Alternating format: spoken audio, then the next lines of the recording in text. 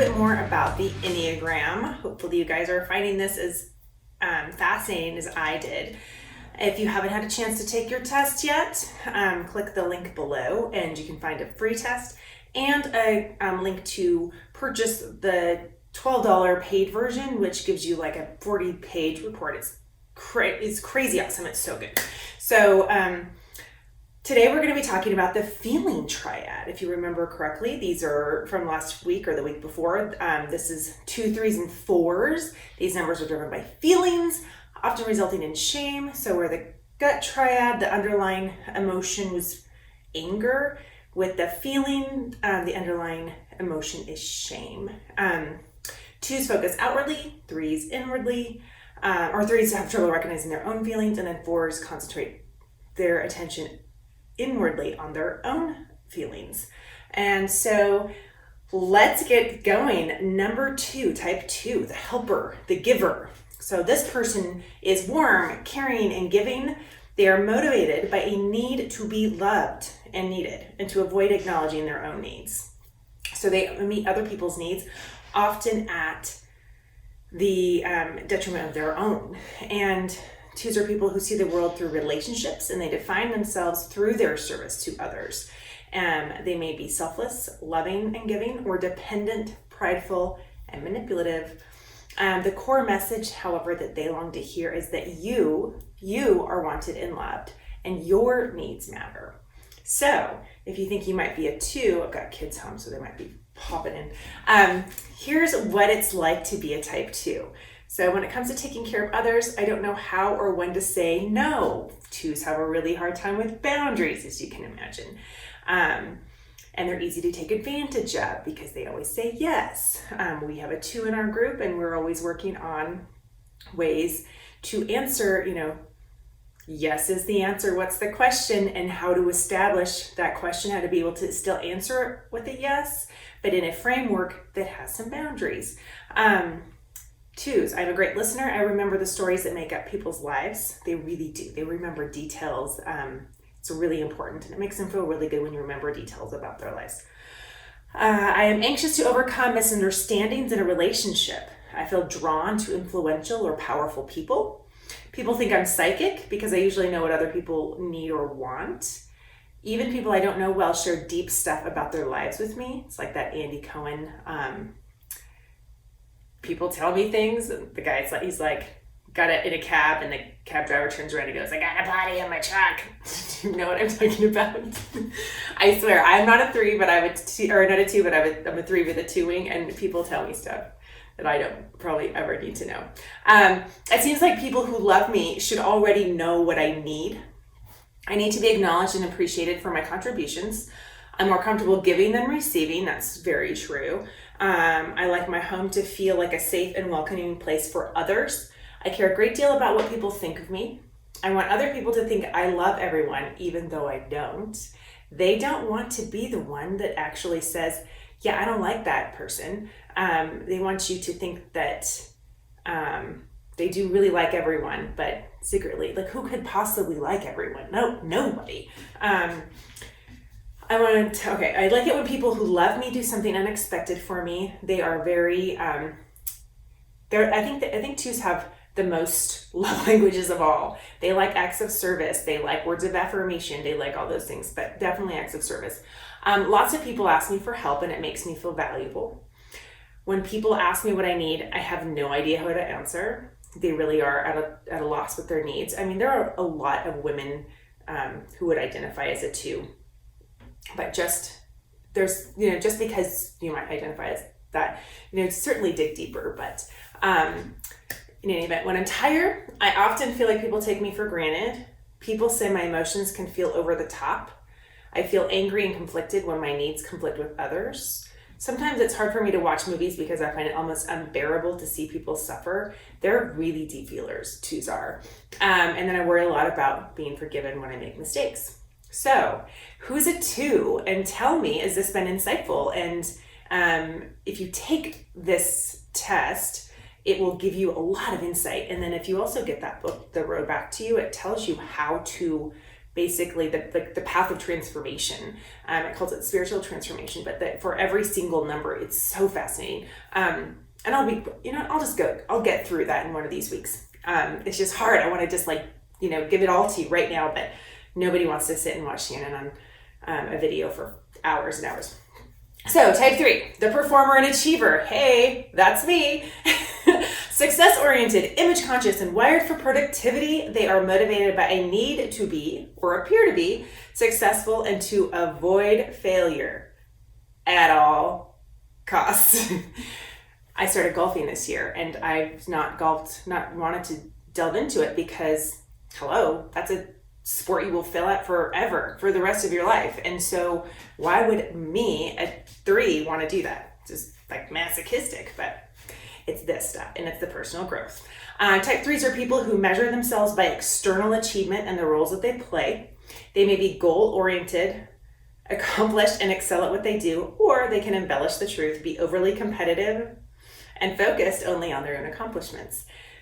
The core message they long to hear is you are loved just for who you are, for simply being you. And I got to tell you, when I was reading the book, The Road Back to You, and I first read that core feeling, it struck a real emotional chord with me, which is something kind of another reason I knew that I was a 3.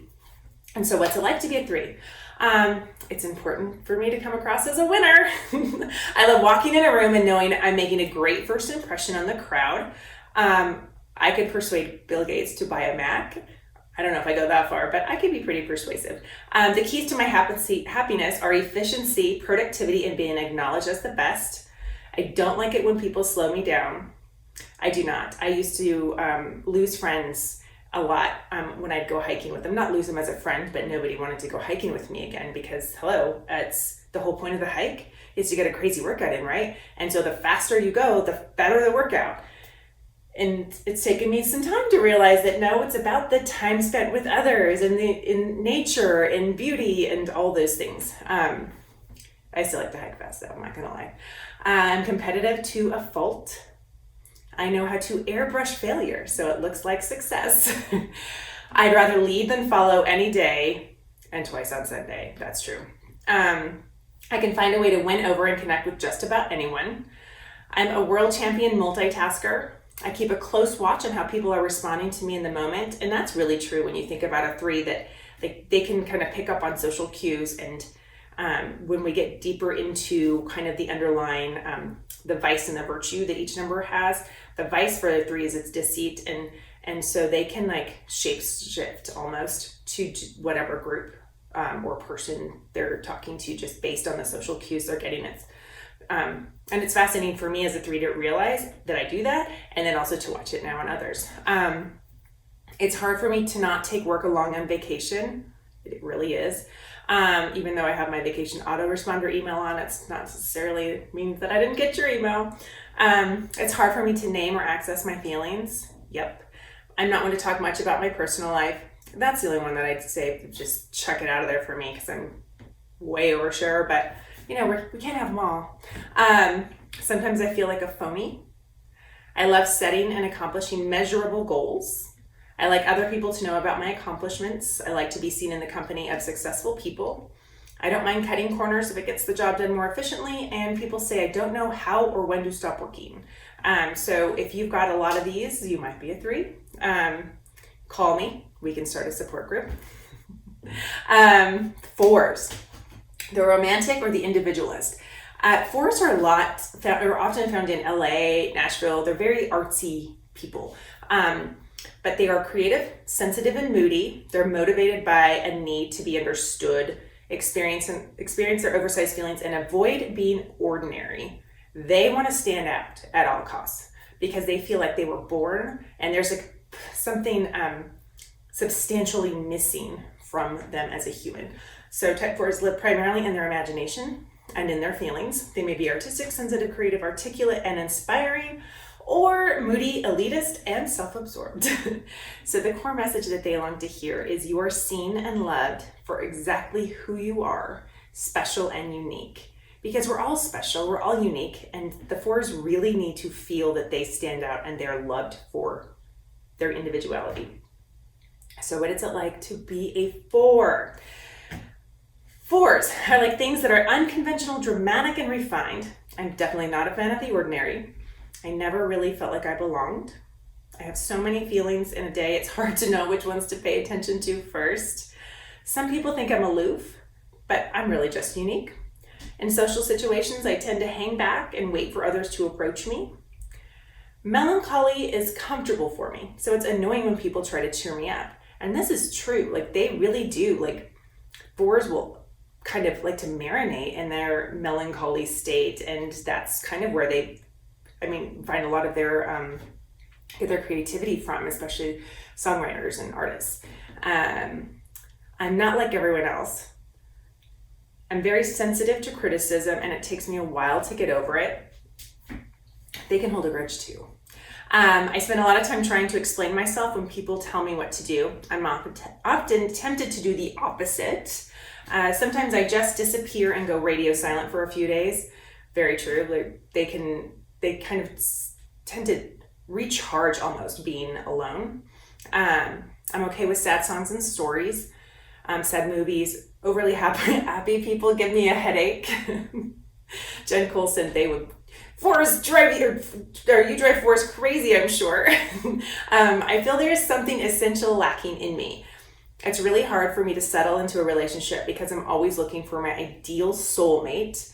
I'm self-conscious. It's hard for me to find my place in a room full of people. People say I'm too intense and my feelings overwhelm them. I'm either an artist or highly creative. I come up with one amazing creative idea after another. It's executing them that's hard. Got all kinds of ideas, but they need like a 3 and a 2 and a 6 to get those ideas to fruition. Lots of people misunderstand me, and it makes me frustrated. I pull people in, but then I get nervous and I push them away, and I worry a lot about abandonment. So that's the heart feeling triad. Hope you guys found this one interesting. I'm going to come back to you next week with the final 3 numbers of the final triad, which is the head triad. And they are that underlying emotion, like we've talked about, the gut is anger, the heart is shame.